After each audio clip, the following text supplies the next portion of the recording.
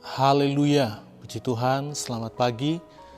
Salam jumpa lagi dalam Renungan 79 Keluarga Besar Jemaat GPD El Shaddai Magelang. Dimanapun kita berada, Tuhan selalu menyertai dan Tuhan yang memberkati setiap kehidupan kita. Pagi hari ini kita akan kembali menikmati kebenaran firman Tuhan yang saya beri tema merenungkan firman Tuhan. Mari sama-sama kita akan melihat dalam kitab Mazmur pasalnya yang pertama, ayat 1 sampai ayat yang ketiga. Mazmur 1 ayat 1, ayat 2 dan ayat yang ketiga. Firman Tuhan demikian, berbahagialah orang yang tidak berjalan menurut nasihat orang fasik, yang tidak berdiri di jalan orang yang berdosa, dan yang tidak duduk dalam kumpulan pencemooh, tetapi yang kesukaannya ialah Taurat Tuhan, dan yang merenungkan Taurat itu siang dan malam.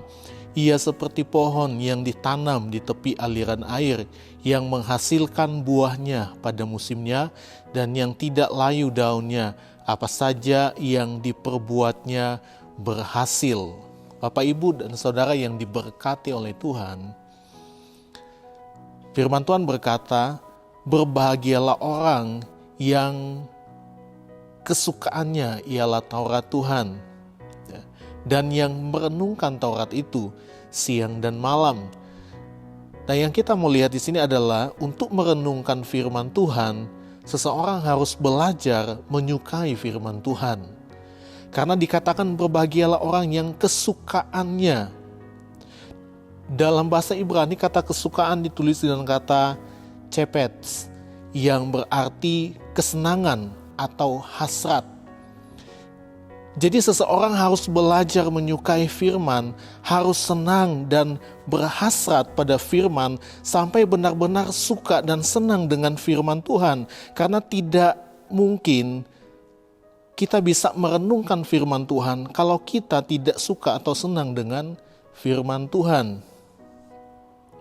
Jadi kita harus belajar untuk menyukai, untuk senang, untuk terus berhasrat kepada firman Tuhan.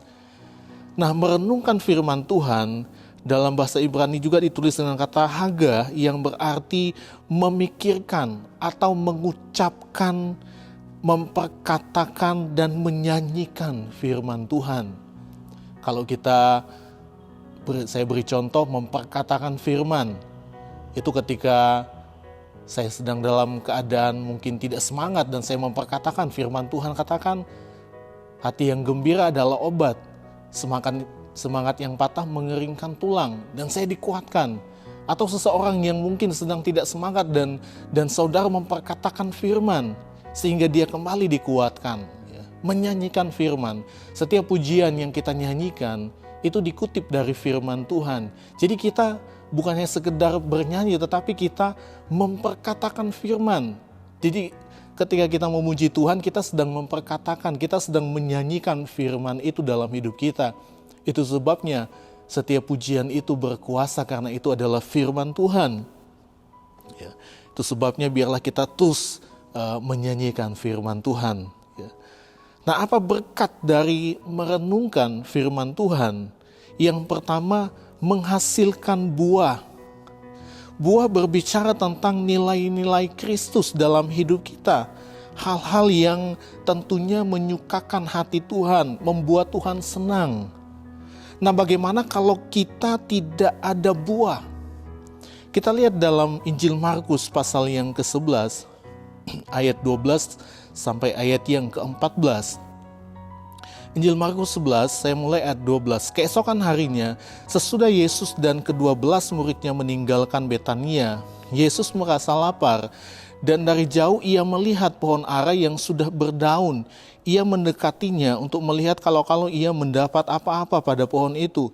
Tetapi waktu ia tiba di situ, ia tidak mendapat apa-apa selain daun-daun saja, sebab memang bukan musim buah ara. Maka katanya kepada pohon itu, jangan lagi seorang pun makan buahmu selama-lamanya.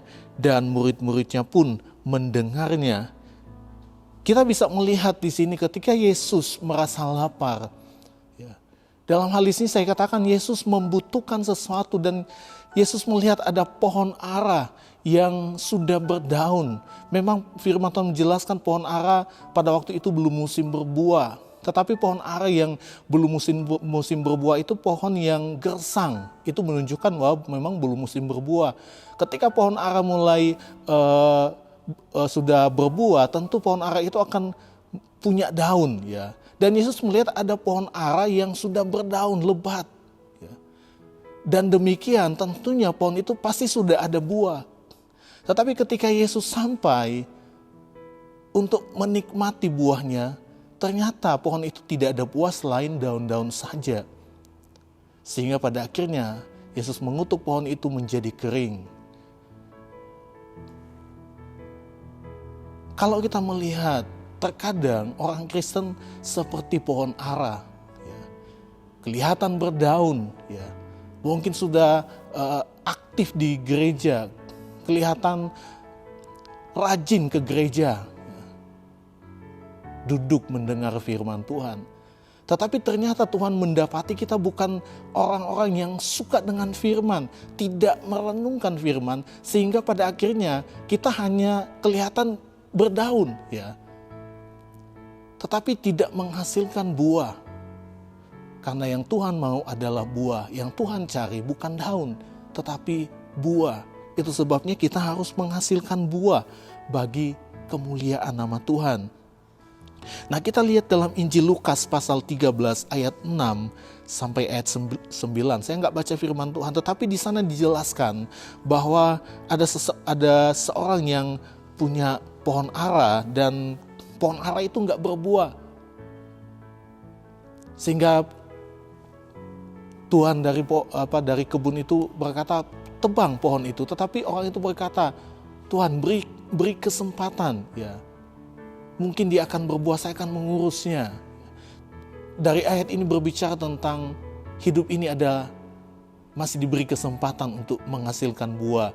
Jadi kalau di hari-hari ini adalah kesempatan yang Tuhan boleh berikan kepada kita untuk kita bisa menghasilkan buah. Jadi ketika kesempatan ini masih kita nikmati, mari kita berusaha untuk menghasilkan buah. Dan hanya dari merenungkan firman Tuhan, kita dapat menghasilkan buah. Ya. Hanya dari memperkatakan, menyanyikan firman Tuhan. Yang kedua, tidak layu daunnya. Ya, layu dalam bahasa Ibrani dituliskan dengan kata nabel yang berarti tidak menjadi lemah, tidak kehilangan kekuatan. Dan tentu dalam hal iman dan pengharapan kepada Tuhan, Rasul Paulus menjelaskan tantangan yang akan dialami oleh orang percaya di dalam Roma pasal 8 ayat 35 sampai ayat 37. Siapakah yang akan memisahkan kita dari kasih Kristus? Penindasan atau kesesakan atau penganiayaan atau kelaparan atau ketelanjangan atau bahaya atau pedang? Seperti ada tertulis, oleh karena engkau kami ada dalam bahaya maut sepanjang hari. Kami telah dianggap sebagai domba-domba sembelihan. Tetapi dalam semuanya itu kita lebih daripada orang-orang yang menang oleh Dia yang telah mengasihi kita.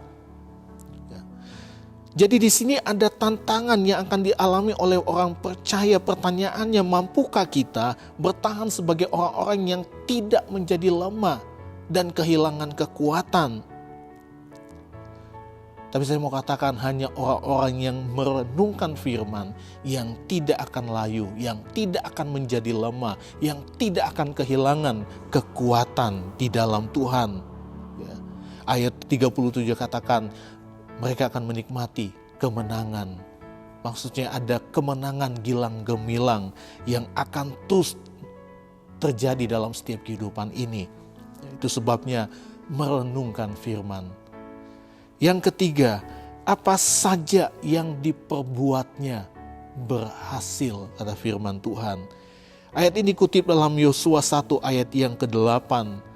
Yosua 1 ayat 8 berkata, janganlah engkau lupa memperkatakan kitab Taurat ini, tetapi renungkanlah itu siang dan malam, supaya engkau bertindak hati-hati sesuai dengan segala yang tertulis di dalamnya. Sebab dengan demikian perjalananmu akan berhasil dan engkau akan beruntung. Perjalananmu akan berhasil. Ya tentu dalam hal kerohanian yang akan terus naik bukan turun. Firman Tuhan adalah makanan yang sesungguhnya yang akan membawa kita kepada perubahan demi perubahan dan pemulihan hidup.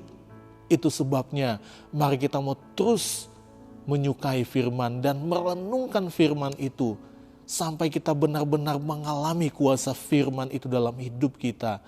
Kuasa yang akan mengubahkan setiap hidup kita dan memulihkan setiap kehidupan kita. Dan saya percaya Tuhan yang akan selalu menyertai dan memberkati setiap kehidupan kita. Puji nama Tuhan, biarlah renungan pagi hari ini boleh menjadi kekuatan bagi kita semua, sehingga kita boleh menjadi jemaat Tuhan yang selalu cinta kepada firman. Karena sekali lagi saya mau katakan hanya firman Tuhan, makanan yang sesungguhnya dalam kehidupan kita. Mari kita sama-sama berdoa buat firman Tuhan. Terima kasih Bapa yang baik, kami bersyukur buat firman-Mu yang kami boleh dengar pagi hari ini. Firman-Mu adalah kekuatan bagi kami semua. Itu sebabnya Tuhan, biarlah kami boleh menjadi orang-orang yang menyukai firman, mencintai firman-Mu Tuhan. Dan biarlah kami boleh merenungkan, memperkatakan, menyanyikan firman itu dalam setiap kehidupan kami. Karena dari firman itu ada buah yang akan kami hasilkan, ada nilai-nilai Kristus. Dan kami tidak menjadi layu, kami tetap kuat apapun yang kami alami di hari-hari ini. Dan kami akan tetap menghasilkan buah bagi kemuliaan nama Tuhan. Terima kasih Bapa yang baik, berkati kami semua dimanapun kami berada. Kami percaya perlindungan Tuhan selalu nyata bagi kami semua. Terima kasih, kami bersyukur di dalam nama Tuhan Yesus Kristus. Haleluya.